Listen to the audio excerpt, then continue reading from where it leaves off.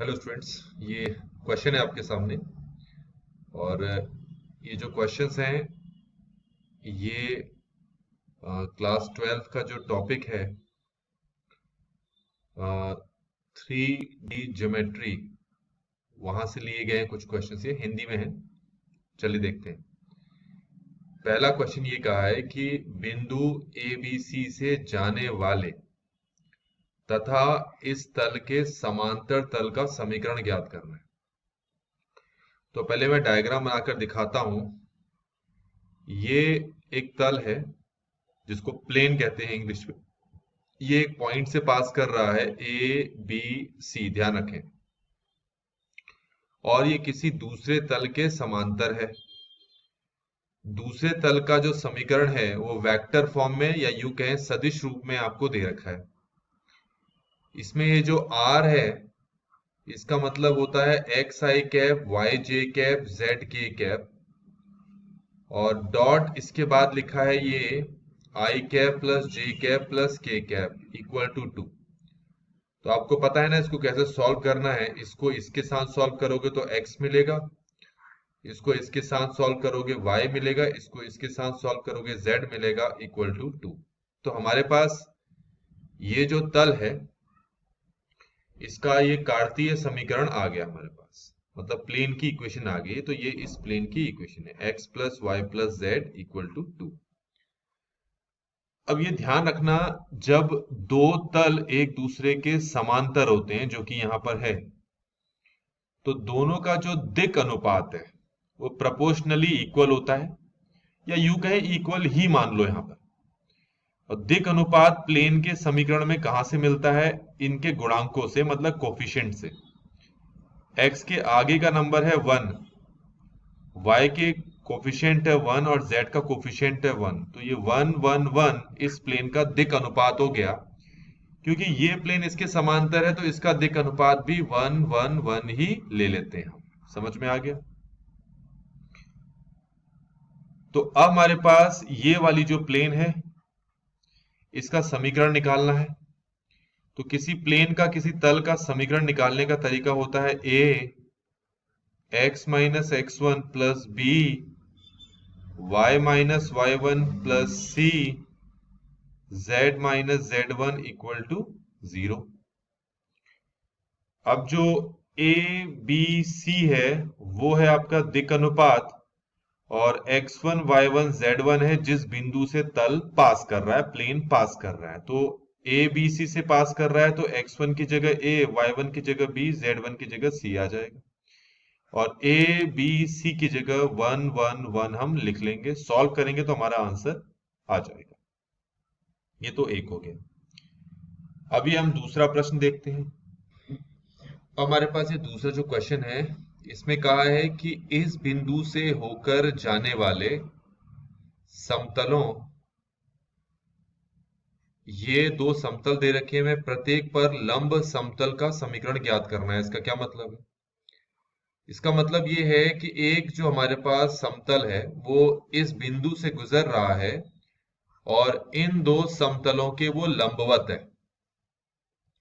आगे बढ़े उससे पहले आपको एक बात पता होनी चाहिए, वो ये है कि अगर दो समतल या यूं कहें प्लेन अगर परपेंडिकुलर हैं, लंबवत हैं एक दूसरे पर, पहले वाले समतल का दिक् अनुपात a1 b1 c1 है, दूसरे वाले का a2 b2 c2 है।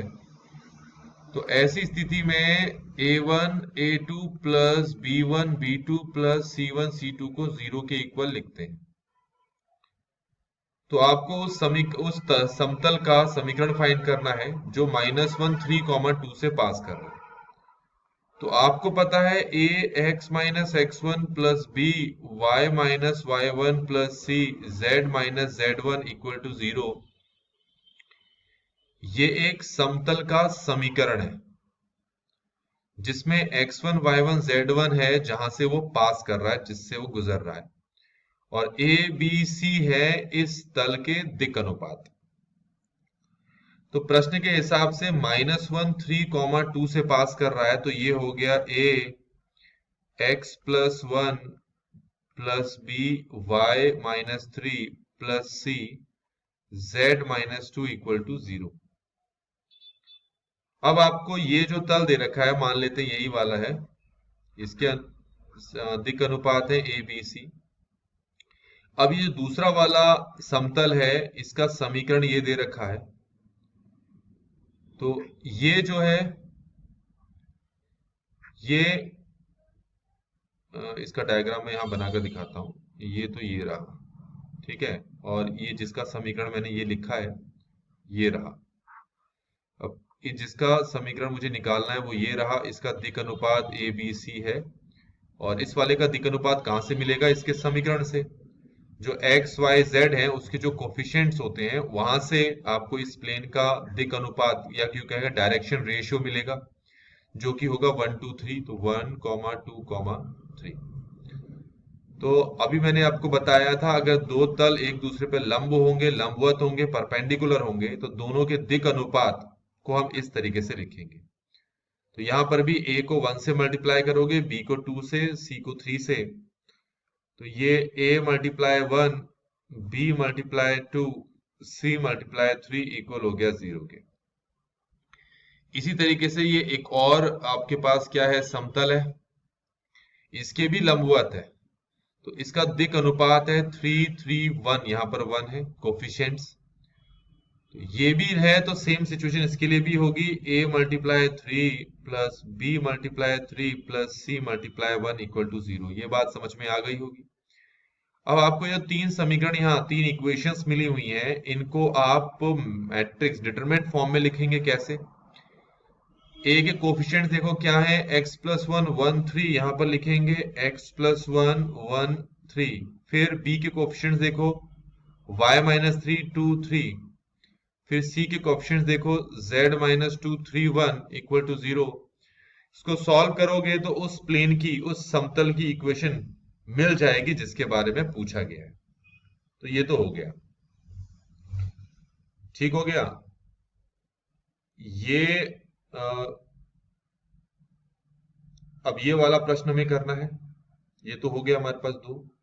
अब इस प्रश्न में क्या दे रखा है कि आपको एक बिंदु दे रखा है और इस बिंदु से क्या है, एक रेखा गुजर रही है और साथ ही साथ वो रेखा इन दोनों जो तल है, समतल है, इनके समांतर भी है। तो पहले मैं आपको बता दूं, एक रेखा जो किसी बिंदु से पास होती है उसका ये समीकरण होता है।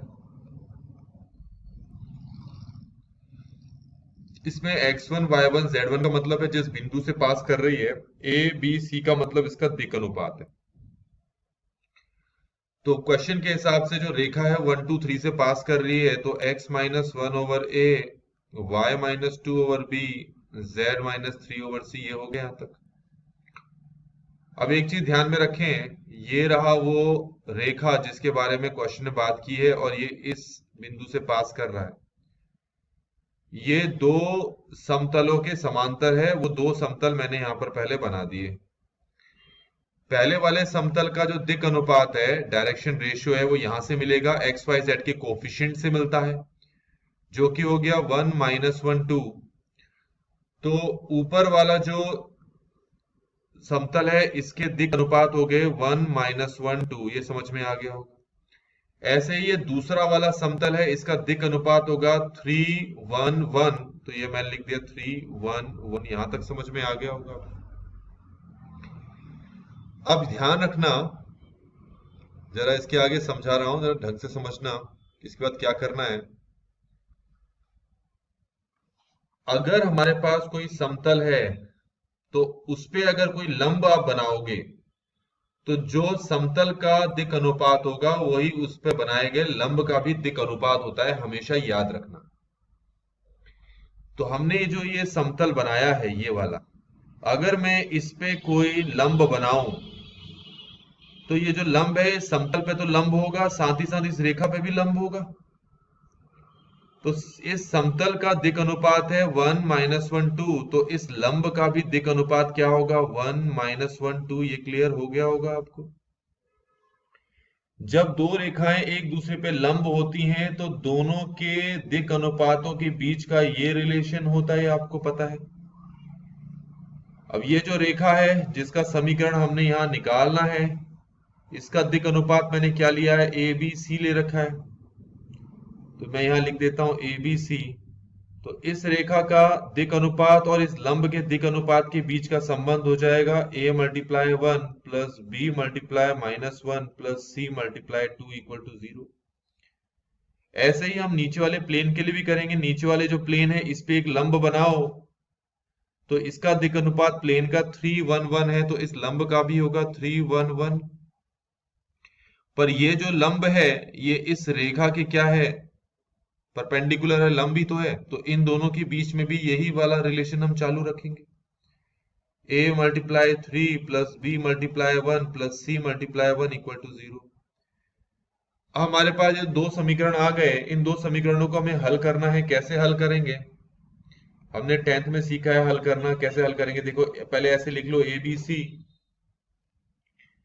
अब यहां पर लिखोगे पहले वाले समीकरण में जो b का गुणांक है -1, फिर यहाँ पहले वाले समीकरण में जो c का गुणांक है 2, यहां लिखोगे पहले वाले समीकरण में a का गुणांक है 1, पहले वाले समीकरण में b का गुणांक है -1। अब यही काम आप दूसरे समीकरण से भी करोगे, तो ये 1 1 3 और ये 1 आएगा। इसको इससे मल्टीप्लाई करना है, इसको इससे, इसको इससे, इसको इससे, इसको इससे, इसको इससे, और हल करना है। तो इसको इससे करोगे तो ये -1 आएगा, फिर माइनस लगाकर इसको इससे मल्टीप्लाई करना है, तो ये 2 आ गया। 2 को 3 से करोगे तो 6 आएगा, -1 को 1 से करोगे तो 1 आएगा, 1 को 1 से करोगे तो 1 आएगा, -3 को -1 से करोगे तो -3 आएगा। तो a आ गया -3, a over -3, b over 5, c over ये 4 आ गया। अगर मैं इसको लैम्डा के इक्वल मान लूं तो आप देखें a की वैल्यू आ गई -3 लैम्डा, b की वैल्यू आ गई 5 लैम्डा, c की वैल्यू आ गई 4 लैम्डा। अब ये a b c की वैल्यू यहां पर पुट करेंगे आप और आपका आंसर आ जाएगा। चलिए अब अगला क्वेश्चन देखते हैं। अगला क्वेश्चन ये है, अब ये वाला देखें, सेम जो से ऊपर बताया था वैसे ही करना है। एक रेखा जो इससे पास कर रही है, रेखा जो इससे पास कर रही है उसका समीकरण होगा x -1 over a, y -2 over b, z +4 over c। ऐसे क्यों लिखते हैं, ऊपर वाले क्वेश्चन में मैंने बताया था। अब ये ए बी सी जो है इस रेखा का समीकरण, इस रेखा का दिक् अनुपात है जो इस बिंदु से गुजर रहा है। अब यहां पर आपको दो रेखाएं और दे रखी हैं। पहली रेखा ये है, इस रेखा का जो दिक् अनुपात है वो ये है, ये। अब आपको पता है एक रेखा अगर दूसरी रेखा पे लंब होगी तो आप a1 a2 plus b1 b2 plus c1 c2 equal to 0 का फॉर्मूला लगाएंगे। तो अगर मैं ऐसे बनाऊं तो इसका दिक् अनुपात है ABC और इसका है 3 -16 7। तो दोनों के बीच में a1 a2 plus b1 b2 plus c1 c2 equal to 0 लगाओगे तो ये आ जाएगा 3a -16b plus 7c equal to 0। अब मिल गया एक समीकरण। ऐसे ही ये वाली जो रेखा है इसके भी लंब है क्वेश्चन के अकॉर्डिंग। इसका दिक् अनुपात क्या है, 3 8 -5। तो इस पे भी यही वाला फॉर्म लगाओ जो अभी मैंने बताया था, ये वाला। तो क्या हो जाएगा, 3a plus 8b -5c equal to 0। अब इन दोनों समीकरणों को कैसे हल करें, ऊपर मैंने अभी एक तरीका बताया था, ये वाला तरीका बताया था। इसी वाले तरीके से आप क्या करें, इन दोनों को हल करके ABC निकालें और वो ABC यहां पर आप पुट कर दें तो आपका आंसर आ जाएगा। तो इस तरीके से हमने यहाँ पर चारों के चारों क्वेश्चन को डिस्कस कर लिया है।